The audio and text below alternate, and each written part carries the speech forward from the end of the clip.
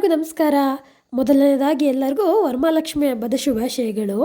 ಆ ಲಕ್ಷ್ಮೀ ದೇವಿ ಎಲ್ಲರಲ್ಲೂ ಸುಖ, ಶಾಂತಿ, ನೆಮ್ಮದಿ, ಆರೋಗ್ಯನ ಕೊಟ್ಟು ಕಾಪಾಡಲಿ ಅಂತ ನಾನು ಕೇಳ್ಕೊಳ್ತೀನಿ. ನಮ್ಮ ಮನೆ ವರಮಹಾಲಕ್ಷ್ಮಿ ಹಬ್ಬಕ್ಕೆ ನಿಮಗೆಲ್ರಿಗೂ ಸ್ವಾಗತ. ಬನ್ನಿ ಇವತ್ತಿನ ವ್ಲಾಗ್ನ ಸ್ಟಾರ್ಟ್ ಮಾಡೋಣ.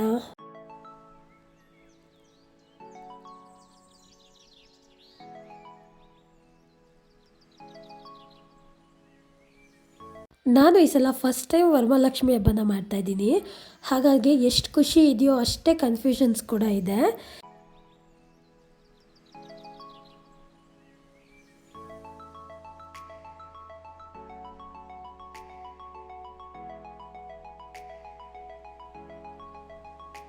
ವರಮಹಾಲಕ್ಷ್ಮಿ ಹಬ್ಬಕ್ಕೆ ಹೇಗಪ್ಪ ಡೆಕೋರೇಟ್ ಮಾಡೋದು, ದೇವ್ರನ್ನ ಹೇಗೆ ಕೂರಿಸೋದು, ಲಕ್ಷ್ಮಿನ ಹೇಗೆಲ್ಲ ಅಲಂಕಾರ ಮಾಡೋದು ಅನ್ನೋ ಎಲ್ಲ ಟೆನ್ಷನ್ಸು ನನಗಿತ್ತು. ಹಾಗಾಗಿ ನಾನು ಮೊದಲು ಏನೇನು ಬೇಕು ಅಂತ ಒಂದಷ್ಟು ಲೀಸ್ಟ್ ಮಾಡಿಕೊಂಡೆ. ದೇವ್ರ ಅಲಂಕಾರಕ್ಕೆ ಏನು ಬೇಕು, ದೇವ್ರಿಗೆ ತಟ್ಟೆ ಒಳಗೆ ಏನೇನು ಇಡಬೇಕು, ಏನು ಅಡುಗೆ ಮಾಡಬೇಕು ಅನ್ನೋದೆಲ್ಲನೂ ಫಸ್ಟ್ ಒಂದು ಲೀಸ್ಟ್ ಮಾಡಿಕೊಂಡ್ರೆ ನಂಗೆ ಈಸಿ ಆಗುತ್ತೆ ಅಂತ ಲೀಸ್ಟ್ ಮಾಡಿಕೊಂಡು ನಾವು ನಮ್ಮ ಮನೆ ಹತ್ತಿರದಲ್ಲೇ ಇರೋ HL ಮಾರ್ಕೆಟ್ಗೆ ಅಂತ ಹೇಳ್ಬಿಟ್ಟು ಹೂವು ಹಣ್ಣು ತೊಗೊಂಡೋಗೋಣ ಅಂತ ಅಲ್ಲಿಗೆ ಬಂದಿದ್ವಿ.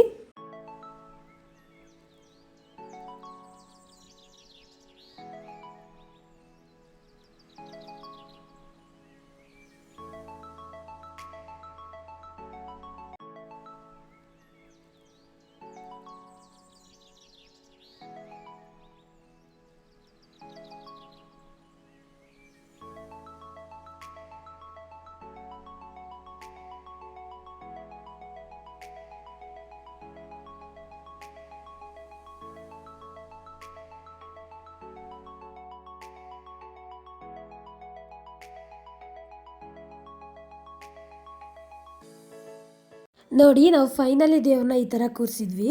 ನಮ್ಮನೆಯ ಲಕ್ಷ್ಮಿಯರು ಕೂಡ ರೆಡಿಯಾಗಿದ್ದರು. ವರಮಹಾಲಕ್ಷ್ಮಿ ಹಬ್ಬದ ಅಲಂಕಾರ ಅಥವಾ ಆಡಂಬರ ಎಲ್ಲ ಮನುಷ್ಯನ ಆಸೆ ಮೇಲೆ ಅಷ್ಟೇ.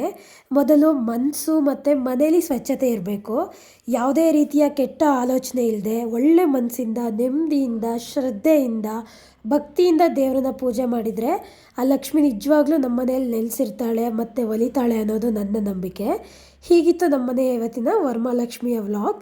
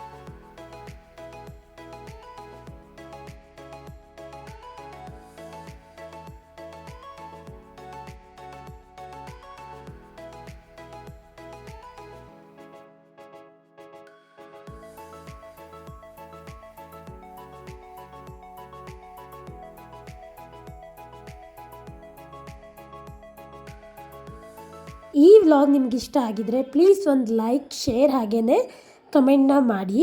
ನಾನು ಹೊಸ ಯೂಟ್ಯೂಬರ್ ಆಗಿರೋದ್ರಿಂದ ಪ್ಲೀಸ್ ನನ್ನ ಚಾನಲ್ನ ಸಬ್ಸ್ಕ್ರೈಬ್ ಮಾಡ್ಕೊಳ್ಳಿ. ಇದರಿಂದ ನಾನು ಗ್ರೋ ಆಗೋಕ್ಕೆ ತುಂಬಾ ಹೆಲ್ಪ್ ಆಗುತ್ತೆ. ಪ್ಲೀಸ್ ನನ್ನ ಚಾನಲ್ನ ಸಬ್ಸ್ಕ್ರೈಬ್ ಮಾಡಿ. ಮುಂದಿನ ವ್ಲಾಗಲ್ಲಿ ಸಿಗ್ತೀನಿ. ಅಲ್ಲಿವರೆಗೂ ಬಾಯ್, ಟೇಕ್ ಕೇರ್.